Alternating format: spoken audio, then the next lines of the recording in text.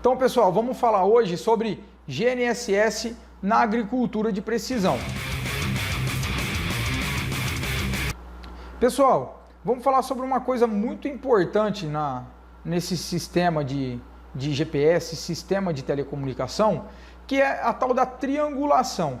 Então a gente precisa lembrar que todo satélite ele emite sinal. Então ele fica lá emitindo o sinal e ele tem uma órbita, e essa órbita dele ela é constante, regular e conhecida. É possível prever, por exemplo, aonde esses satélites estarão daqui a algum tempo. E isso é muito importante, essa órbita ser regular e ser conhecida. Nós temos um dado que se chama R1, que é o tal de raio de atuação de um satélite. O satélite ele emite o sinal numa determinada frequência, e esse sinal que ele emite nessa determinada frequência, ele tem um alcance que é determinado por esses raios. Esse alcance normalmente é a distância entre o satélite e o solo e a superfície terrestre. A gente chama de R, de raio, né? A gente batizou como R. Então essa distância, ela acaba sendo utilizada para, em conjunto com outras distâncias, fazer a intersecção desse ponto. E naquele ponto de intersecção, a gente consegue uma coordenada precisa. Então o satélite, a gente pode falar que ele é um emissor de sinal. O satélite fica emitindo o sinal de posição em que ele se encontra. Consequentemente, você, sabendo a velocidade da luz, por exemplo, aquela constante da velocidade da luz, você multiplica ela pela distância que ela tem que percorrer, você multiplica ela pelo tempo que ela leva para sair do satélite até chegar no GNSS, você consegue achar a distância. Sabendo a distância que o equipamento está daquele ponto que está no céu lá, que é o satélite, que é muito preciso, muito regular e muito constante, a gente começa a ter uma base da onde nós estamos, de qual posição que nós estamos. Então vamos lá. Nós temos o satélite que é extremamente conhecido o ponto que ele está. Naquele momento, existem algoritmos, no caso quem toma conta disso é o proprietário do sistema, então são os norte-americanos. Eles têm aquele ponto em que o satélite está nesse momento agora, ele tem exatamente o ponto que o satélite está. Tendo o ponto que o satélite está e tendo a distância que ele está para o nosso GPS, para o nosso GNSS, nós conseguimos fazer o cálculo dessas coordenadas. E tudo isso, todo esse cálculo, ele é feito no GNSS, no equipamento que está na sua mão. O equipamento que está na sua mão, ele é muito poderoso.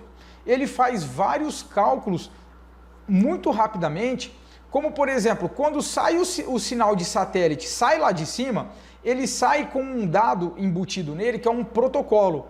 Esse protocolo mostra a hora que ele saiu lá de cima. Daí ele vai viajar e vai chegar até o seu GNSS. Esse tempo, que é extremamente rápido, ele viaja na velocidade da luz. Então, quando ele chega no seu GNSS tem duas informações.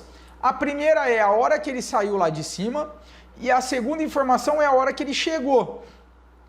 Com essas duas informações, ele calcula a distância que está baseado na velocidade da luz e daí também, junto com o protocolo, que vem o tempo lá do satélite, também vem as coordenadas que o satélite está. E daí o nosso GNSS faz um cálculo. Mas não pense que é só isso não, porque se fosse só assim, a chance de dar algum deslocamento, de dar algum erro seria muito grande. Então é por isso que é necessário ter no mínimo 4 satélites conectados com o seu GPS, com o seu GNSS, para ele poder fazer um cálculo melhor, para ele poder dar uma coordenada, na verdade, né? Só com apenas um único dado de satélite, seria muito difícil fazer esse cálculo, daria até para fazer, só que seria um cálculo muito aproximado que não teria nem função. Seria muito pior do que, por exemplo, um Garmin. Então, quando ele faz essa triangulação, o que ele está fazendo então? Ele está pegando a possível posição em relação a um satélite, a possível posição em relação a outro, a possível relação em relação a outro, e daí ele cruza esses dados e aí ele dá uma média.